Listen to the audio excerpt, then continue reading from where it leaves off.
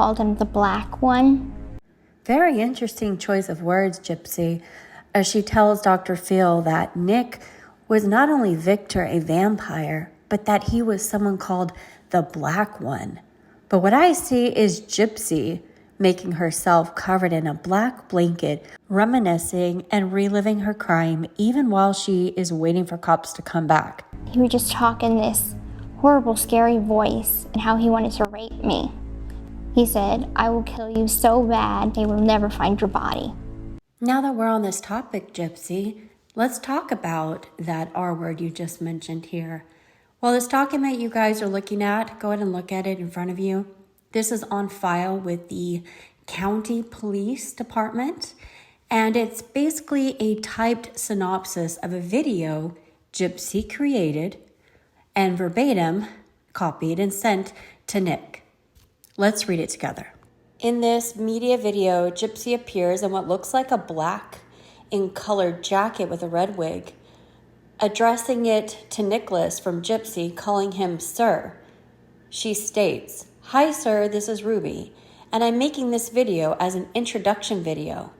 Gypsy admits Ruby is the most evil side of her. Stated in this audio video, she likes to get into trouble and she is not sorry when she gets caught. Gypsy stated her caring was broken and she was not scared of law enforcement, but she would be scared of Nicholas, evil side. Gypsy stated she would do anything with Nicholas to include murder, the R word, you can see it in front of you, and assault. Gypsy tells Nicholas if at any time a girl tried to become his girlfriend, she would kill them with pleasure, and that there would be a lot of gore and blood. Gypsy stated if a girl was trying to get with Nicholas for sex, she might allow it, but if a girl tried to get with him as a girlfriend, she would kill her, and they could kill her together. Gypsy goes on to say that if it were family members, that she would not be so brutal and she would have to step back and let him step in and handle it. Gypsy states that she would allow Nicholas to grape her anytime he wanted, but not assault her, because what she liked was rough sex and our grape sex. Gypsy talked about the romantic side of Ruby and how Ruby was blah, blah, blah, blah, blah, blah. And then she had these other sides of her. Okay, so this is recorded by the police department and typed up because this was a video that Gypsy sent Nick. I was in love with thought I was in love with. She's tried it twice before. She almost got close to killing her mother. She was attempting to do it mainly for someone that she had an infatuation with. Prior to 2012, so before 2012, imagine you're Gypsy. You've never even met Nick before. You're living your best life, but you're time traveled, you're back in 2011. You're dating a guy. And you've already tried ending your mom's life once. It didn't work. And you're dating a guy and you want to try for the second time. Nick, fast forward to 2000, whatever, when this was taken, when he was in prison, Nick tells us that the second time, he knows for a fact, the reason was because she was doing it for a guy that she was in love with, and then later realized was just an infatuation. Are you seeing the pattern here? So we know that there's this guy she dated, and she tried unaliving her mom, but it didn't work, and it was for a guy. And then however many years or a year goes by, later on she meets Nick and does the same thing, except this time she was more refined and it was successful, and she pulled it off. We have proof. We don't know exactly who this guy is that Nick is talking about because she may have dated a lot of guys, but we have proof of just this one that we know for a fact she dated around that time frame before Nick. Now, this guy's name is Dan, and go ahead and look in front of you, and you can see what Dan says about Gypsy and him. It says here, Glidewell kept in contact with Gypsy via video chat. He says Gypsy told him her mother made her stay in a wheelchair and have unnecessary medical treatment. He says that their relationship developed from friendship to a sexual relationship.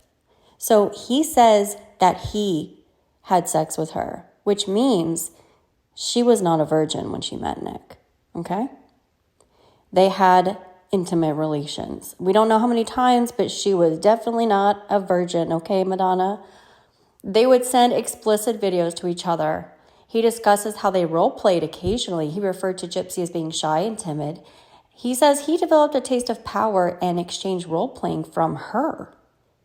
Okay? Apparently, she showed him how to role-play.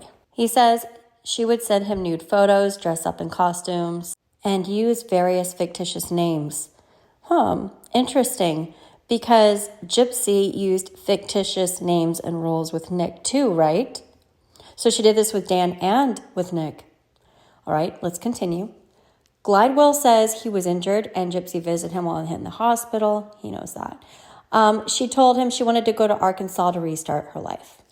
What do we need to remember from this Dan testimony? Well, from Dan's document here, we need to remember the truth. She had sexual relations with boys and men before she met Nick. She was not a virgin, okay? Not a virgin. Second, she role-played before she met Nick. She used fictitious names with Dan. I'd like to know what names she used. Were they Emma? Were they Emma Rose? Did she tell Dan to be Victor? That would be very interesting, Dan. Do tell. Do tell us if that's the case. But we know that she used fictitious names, that she had lost her sexuality or virginity, and then she tells Dr. Phil, Nick was my first and only boyfriend, and basically tells the whole world she lost her virginity to Nick. We know that's not true. I hope she stops lying about it. I never had a boyfriend. I never had a boyfriend. I never had a boyfriend. Dr. Phil then asked, when did you meet Nick? And she says, March 2015. In March of 2015, a movie theater. Oh, believe me, we know. We know that your scene had to start at a movie theater, especially if you're basing everything you planned on this movie. In the Rose Red scene, they say that the two people, the couple, are going to be in their mid-20s and that the girl will be wearing a blue dress. So Gypsy makes sure that she's 23 when this happens, that Nick is 23 when this happens, and that they both are in costume and that she is wearing a blue dress. Now, the outfit she bought Nick and mailed to him in advance was more than $80. From what we know, it was around 100 is what we're being told. Dee Dee was best friends with the owner of the movie theater. So they had free tickets for life, basically. They had free tickets anytime they wanted for any movie they wanted. And they definitely had free tickets for the Cinderella movie. Gyp wasn't paying for that. Now, she then tells Dr. Phil that the way they were able to get around this was, he got up to get popcorn and she said she had to use the restroom. And that Dee's just sitting there watching the movie and doesn't know anything's happening. Come on. When you're best friends with the theater, that means the workers there know you and see you. That means they all kind of knew what you were up to and they let you do it. We went to see the new version of Cinderella. Do you go in a costume? I did. How was he dressed? I had bought him some nice clothes to wear and sent it to him. Mother was sitting right next to us. And then my mother got increasingly angry because I was paying more attention to him than I was to her. I don't know about you guys, but if I'm in a movie and I'm best friends with the theater owner and it's a new release revision of Cinderella where the theater is packed, there's not an open seat.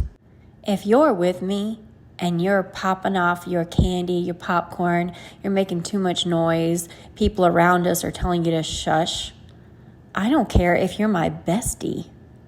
I'm going to be annoyed because someone I care about owns the freaking movie theater and they're going to get a bad review or customers are not going to be happy with the experience. Gypsy tells Dr. Phil that her mom was angry because Gypsy was paying attention to Nick instead of her mom. It's a freaking movie theater. You're supposed to be paying attention to the movie. I wheeled myself to the bathroom and he followed while my mother was still in the auditorium. And she knew he was following? Yes. Where did Gotta replay that eye roll a couple times to appreciate it. I feel bad saying this, and I wouldn't with anyone else, but that lazy eye, man, with that eye roll, it really looked painful. She's tried it twice before. She almost got close to killing her mother.